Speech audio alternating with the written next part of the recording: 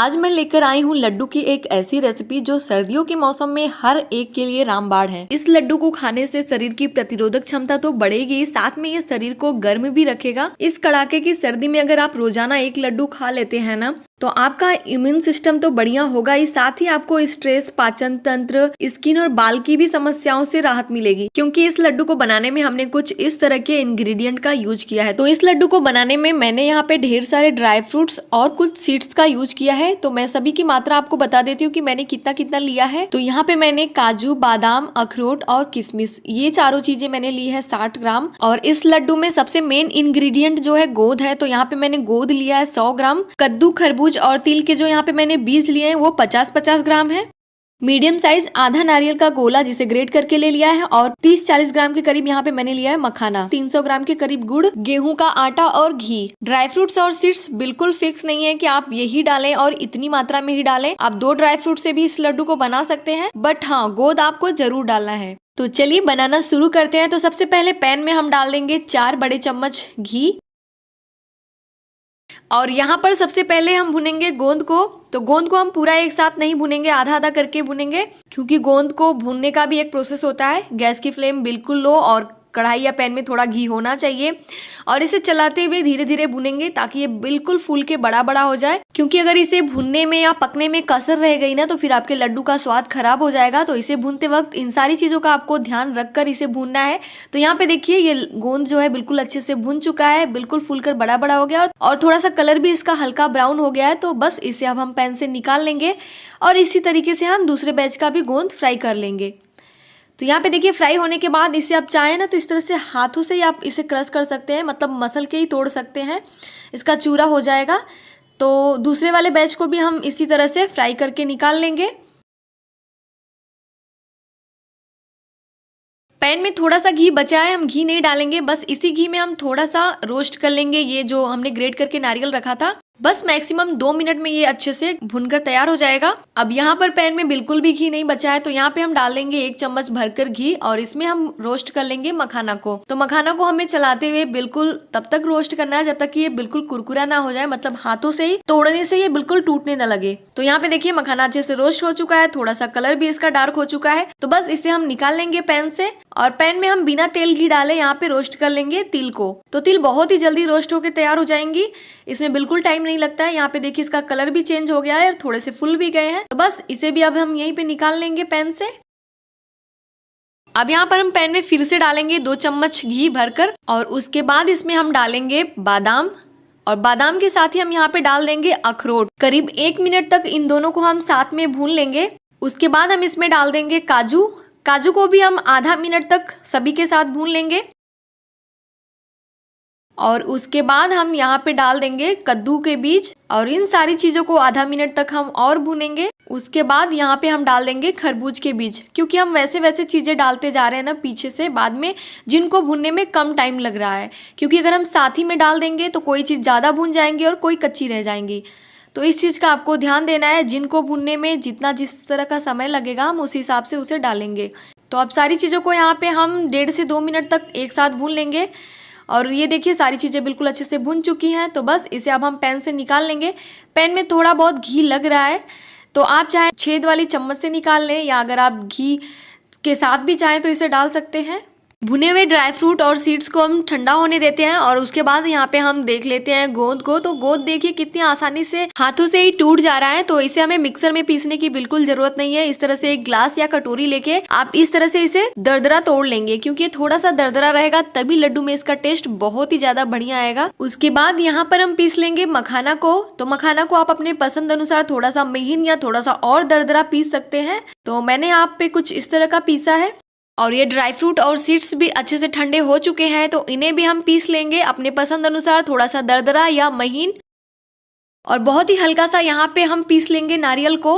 अब तक जो भी चीजें हमने क्रश कर या पीस कर तैयार की है, सभी को एक थाली में इस तरह से रख लेंगे, और उसके बाद उसमें हम ये डाल देंगे भुना हुआ तिल, और उसके बाद इसमें हम डाल देंगे किशमिश। तो किशमिश को हमने भुना नहीं है, किशमिश हमें ऐसे ही डालना है। तो यहाँ पे आप चाहें तो किशमिश को साबुत भी डाल सकते हैं, या इस तरह से इसके छोटे छोटे टुकड़े करके भी डाल सकते हैं। तो मैं यहाँ पे किशमिश को इस तरह से 1-2 टुकड़ों में काट के डाल रही हूँ। अब सारी चीजों को हम अच्छे से मिक्स कर लेंगे, और जिस पैन में हमने सारी चीजें फ्राई की है ना, बस उसी पैन में हम फिर से डाल देंगे 3 से 4 बड़े चम्मच घी भर भर कर। और उसके बाद यहाँ पे आटा, यहाँ पे मैंने 1 कटोरी भरकर आटा लिया है। अब आटा को हमें बिल्कुल अच्छे से इसमें भूनना है घी में। जैसे हम बेसन का लड्डू बनाते समय बेसन को जब घी में भूनते हैं तो पूरी तरह से बेसन घी में डूबा रहता है ना, मतलब हम ज्यादा मात्रा में घी का इस्तेमाल करते हैं तो बेसन की भुनाई भी अच्छे से होती है और लड्डू का स्वाद भी बहुत ज्यादा बढ़ जाता है। तो सेम उसी तरह से यहाँ पे मैं आटा को भी ज्यादा घी में भूनूंगी, लेकिन अगर आप चाहते हैं इसे कम घी में भूनना तो आप इसे कम घी में भी भून सकते हैं। बस आटा को भूनने में थोड़ा सा समय और ज्यादा लगेगा, तो आपको जिस तरह से पसंद हो उस तरह से बनाए। भाई लड्डू बना रहे हैं तो थोड़ा अगर ज्यादा भी घी हो जाता है तो कोई दिक्कत की बात नहीं है, लेकिन अगर आप घी से परहेज करते हैं तो आप इसे कम घी में भी भून सकते हैं। तो यहाँ पे देखिए मैंने बाद में 2 चम्मच के करीब घी और डाला था, फिर भी यहाँ पे आटा जो है बिल्कुल भरभरा सा ही है। तो यहाँ पे मैं 1 चम्मच भर के घी और डाल रही हूँ और इसे अभी हम भूनते हैं। गैस की फ्लेम को हमें लो रखकर हमें आटा को बिल्कुल आराम से भूनना है ताकि बिल्कुल अच्छे से सिक जाएंगे, तभी लड्डू का स्वाद बहुत ही ज्यादा बढ़िया आएगा। आखिर में 1 चम्मच के करीब घी मैंने और डाला है आटा को भूनने के लिए। तो यहाँ पे देखिए आटा बिल्कुल अच्छे से भूनकर तैयार हो चुका है, कलर भी बहुत ही प्यारा सा आ चुका है ब्राउन। अब यहीं पे हम गैस की फ्लेम को बंद कर देंगे और इसे हम थोड़ा ठंडा कर लेंगे। ठंडा करने के बाद ये सारे मिक्स में हम इस आटा को डाल देंगे और इसे भी थोड़ा सा फैला देंगे।